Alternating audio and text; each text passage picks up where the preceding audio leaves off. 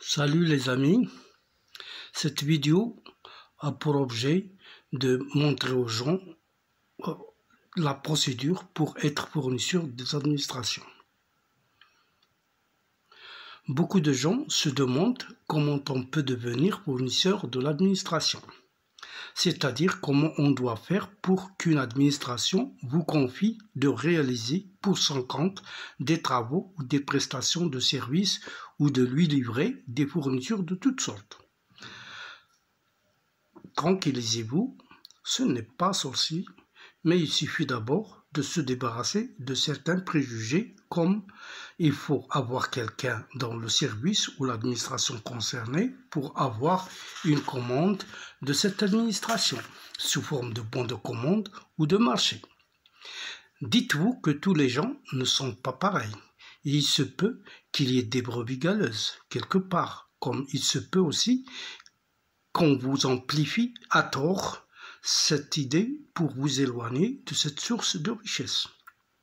Alors, quoi qu'il en soit, il faut tenter sa chance, car qui ne tente rien n'a rien.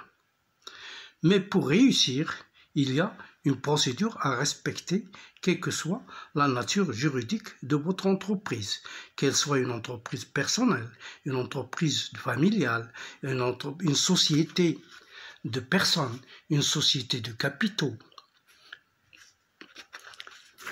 Il faut 3 étapes pour pouvoir accéder aux commandes publiques et passer les marchés et les bons de commande avec les administrations. La première étape, avoir une entreprise en situation régulière, ça veut dire avoir une adresse précise. Votre entreprise doit être déclarée au registre de commerce, au fisc et à la CNSS. Précisez sur votre patente votre domaine d'activité. Celui-ci peut être précis ou général. Il peut être aussi large le plus possible. Avoir un compte bancaire pour recevoir les paiements et les virements. La deuxième étape, c'est ce qu'on appelle l'étude du marché. On va explorer le champ d'activité, c'est-à-dire s'approcher des administrations pour faire de la publicité à son entreprise. S'approcher des donneurs d'ordre, qui sont généralement les services des marchés, des administrations. Chaque administration a un service des marchés, ou bien un service des achats, ou on l'appelle, ou bien dans un service d'équipement, il y a une cellule réservée aux achats, les services de logistique, les services d'études, les services du bâtiment, chacun selon son domaine et son organisation et son champ d'action. Alors, il faut consulter les programmes prévisionnels des administrations. En effet, les administrations sont obligées de la loi de publier dans la presse la liste des commandes qu'elles envisagent au cours de chaque année budgétaire. Déposer ses prospectus auprès des administrations avec lesquelles on souhaite avoir des commandes.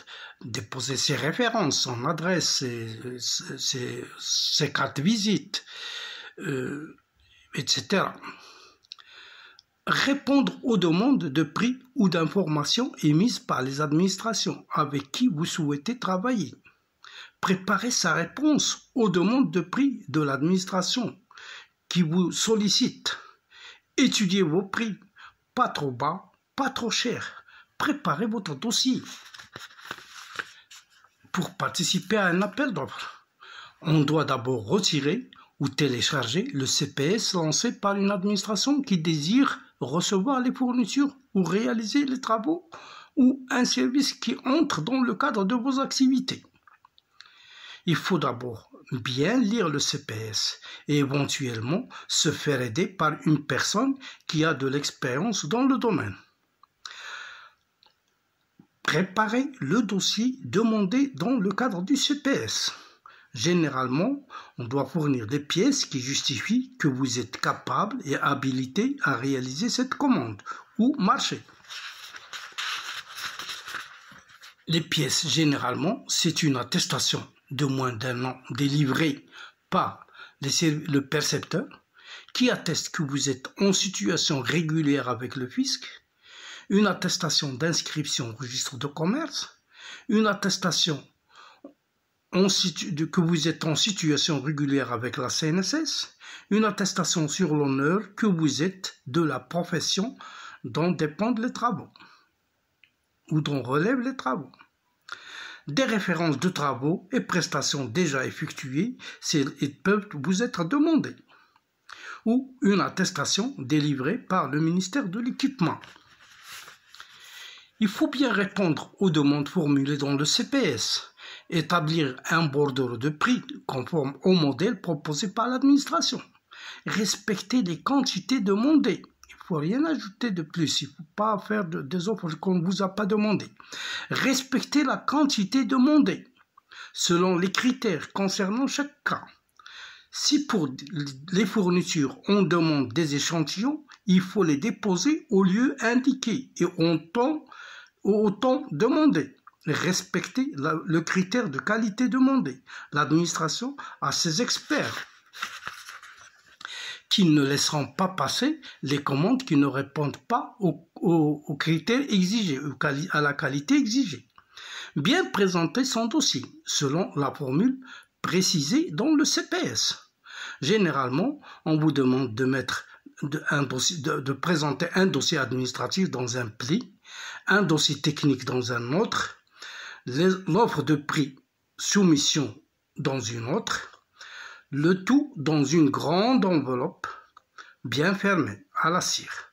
La caution, quand elle est demandée, doit être dans une enveloppe à part et qui porte mention caution. Les erreurs de prix ne doivent pas comporter, vos prix ne doivent pas comporter d'erreurs. De toutes les façons, ces erreurs sont redressées. Les offres doivent être proposées identiques à ce qui est prévu dans le CPS, sauf le cas où on vous donne la possibilité de présenter des options. Comme ça, si vous suivez cette procédure, vous mettrez de côté toutes les chances de rapporter la commande de l'administration. Alors, on vous souhaite bonne chance. Merci.